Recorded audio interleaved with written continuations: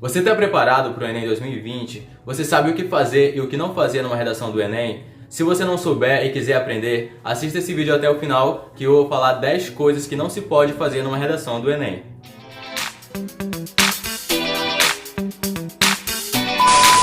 Olá pessoal, meu nome é Riquelme e esse é o canal Redatizando.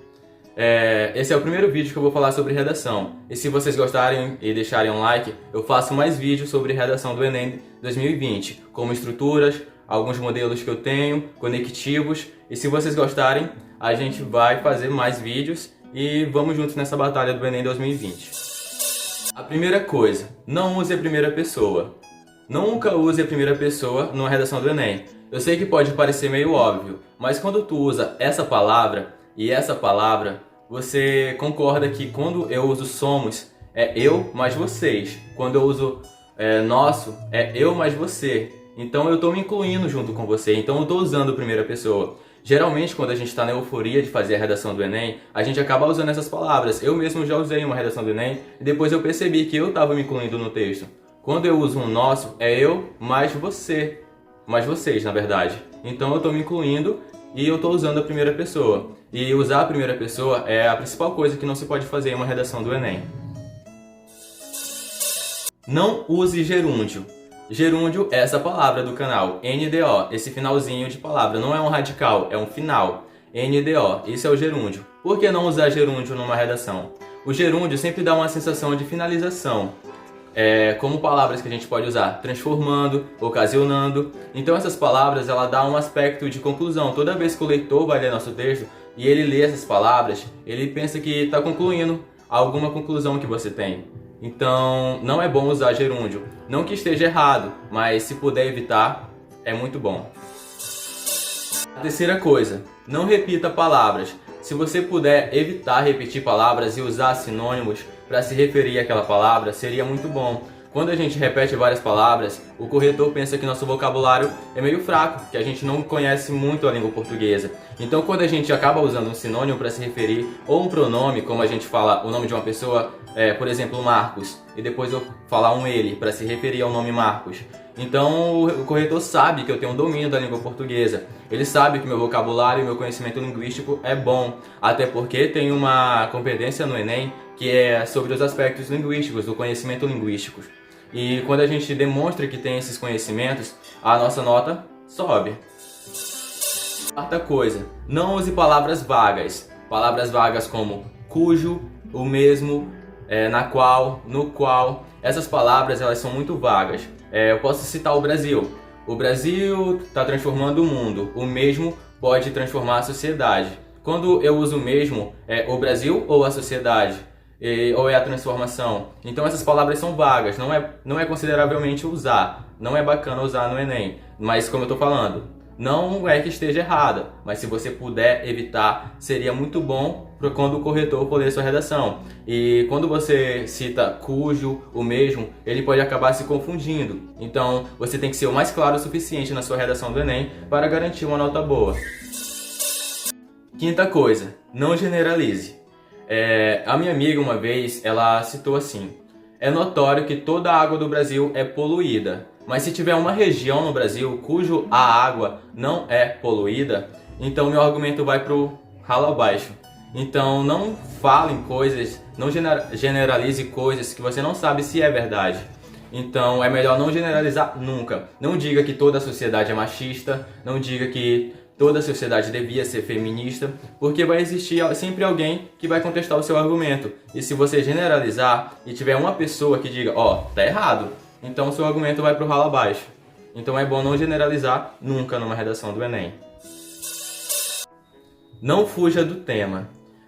Isso é óbvio, mas as pessoas acabam fugindo do tema. Se eu estou falando de maçã, eu não vou falar de abacate. Eu nem posso citar abacate, entendeu?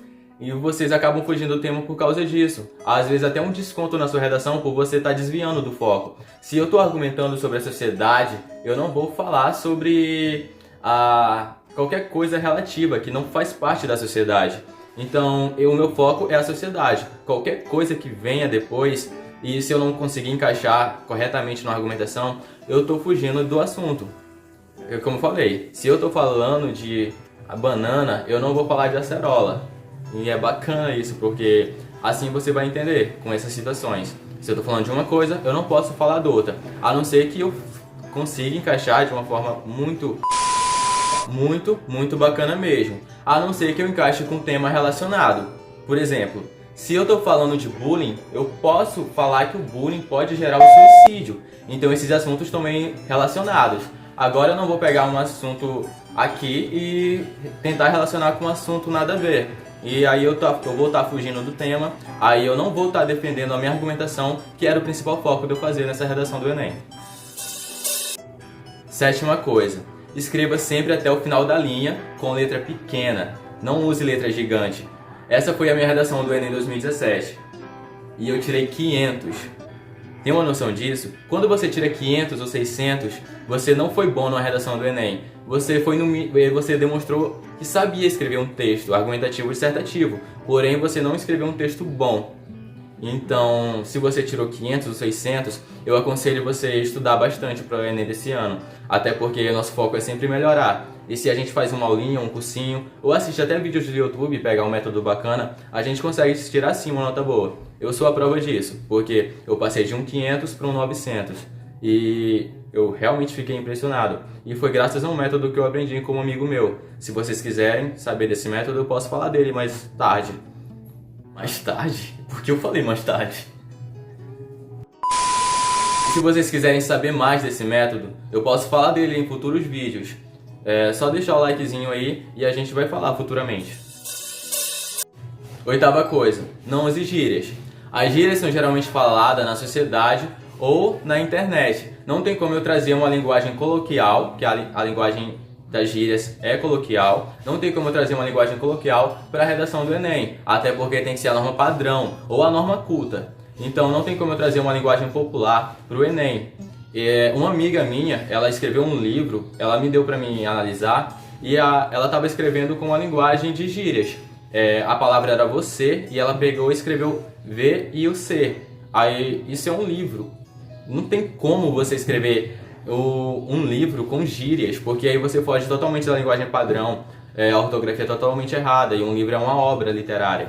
Ele é para ser uma obra literária. Então, a prova do Enem, argumento dissertativo, é para ser um texto meio que científico. Por isso que você não está se introduzindo naquele texto. É para ser um texto de uma visão ampla, um meio que científico, baseado na experiência ou realmente na ciência. Então não tem como você usar as gírias em uma redação do Enem. Linguagem popular você separa da linguagem culta ou da norma padrão. Nona coisa, não encha a linguiça. O que é não encher linguiça? Não encher linguiça é você evitar falar coisas desnecessárias que não vão enriquecer o seu argumento. Um exemplo, quando eu fui falar sobre mobilidade urbana, eu citei Carl Benz. Para quem não sabe, Carl Benz foi o inventor dos carros. Eu citei assim, Carl Benz jamais imaginaria que no século XXI seria tomado pela quantidade de carros. E essa citação que eu citei não trouxe nenhum enriquecimento para o meu argumento. Pelo contrário, eu li a citação e ficou só jogada, como se fosse algo jogado simplesmente para me encher linguiça, literalmente. Décima e última coisa, cuidado com a contradição. A contradição ela pode ser a causa que pode detonar a sua argumentação.